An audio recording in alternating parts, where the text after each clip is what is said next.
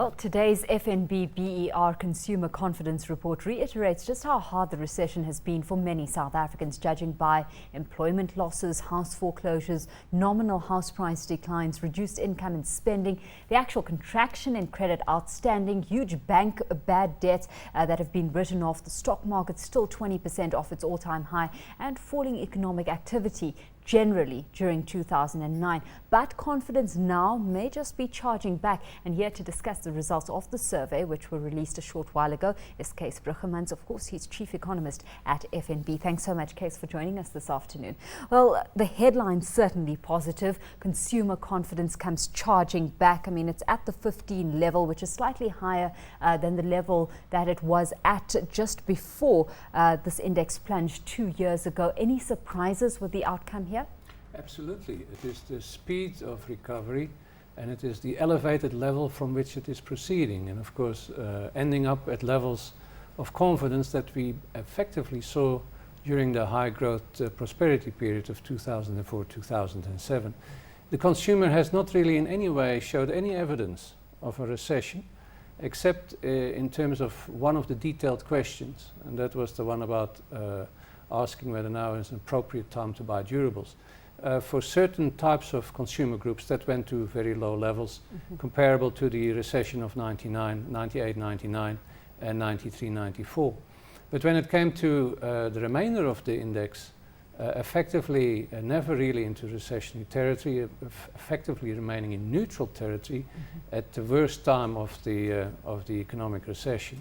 And then specifically over the last 2 quarters coming back very, very strongly to levels that remind of a very high growth phase, which is hardly the situation we're in. And to be there already now, only 6 months into recovery, that is very surprising. Well, important to highlight at the top, I guess, is that not everyone was impacted to the same degree and to the same extent in the recession to start off with, though. And that's an important distinction to make, I think. Very, very true. I think for those who were badly affected in the manner that you described earlier, they certainly didn't have confidence during this period that lies behind us. But those who were not so affected, and there apparently were many more such people in the system, they effectively did not lose their confidence, or at least they kept on expressing themselves as confident. And now that the economy is recovering, they seem to be signaling very strongly that effectively they're going back to the kinds of levels of confidence that they had in a high growth phase. It is as if they are unearthing a deep-seated confidence that never went away, despite the events of the past 2 years. But that doesn't deny that there were many people in the system who were badly affected. It may have been deep-seated confidence, though, but if we look at the actual numbers, it's certainly reflected. The fact, looking at the report, our final demand when it comes to household, government and fixed investment spending, it actually fell by only 0.3% last year compared to negative 1.8% for GDP. So to an extent, the signs were there, weren't they? For those who wanted to see them, but I've been reporting on this now for many years on a quarterly basis, and certainly over the last 2 years, I think there have been very few people who really wanted to take that message on board. We have tended to focus on that question about now not being a good time to buy durables, and we took that as an evidence of a lack of confidence, compared to it actually being a very cool, rational attitude to take in uncertain times. But when it came to the forward-looking questions as to how do you see the economy, how do you see your own finances, that has remained remarkably resilient and is now at levels that specifically in some of the population groups, that only reminds of a high growth phase. So that underlying confidence seemingly never went away. Looking at for the next 12 months, we see this index possibly rising to 23 or 25 levels. I mean, this really reminiscent of the 2004 to 2007 boom times. I mean, one would assume there should be some turning of the tide for durable goods as well. What's your outlook in that regard, and how soon we can see recovery on that side of things specifically? Well, I would say in that respect, the index, that particular question, has gone from a minus 23 percentage points answer, a large majority of people saying not a good time to buy, compared to now an average minus 4, which is effectively neutral territory. Now that is a very substantial improvement in the index, from very deep negative to essentially neutral. And we start to see the evidence of that the last 3-4 months in the manner, for example, in which car sales are starting to respond. And I would say this is going to percolate wider than just the motor industry. Motor industry, of course, also in terms of the business confidence indices, also showing very strong confidence at this point in time compared to the levels where they were a year ago. So the early stirrings of that durable recovery, consumer goods recovery, is already there, but it is still at very low levels. So what still lies ahead, I think, is a very substantial further improvement in these things. Bearing in mind, of course, that interest rates already have been at a low level for quite a while.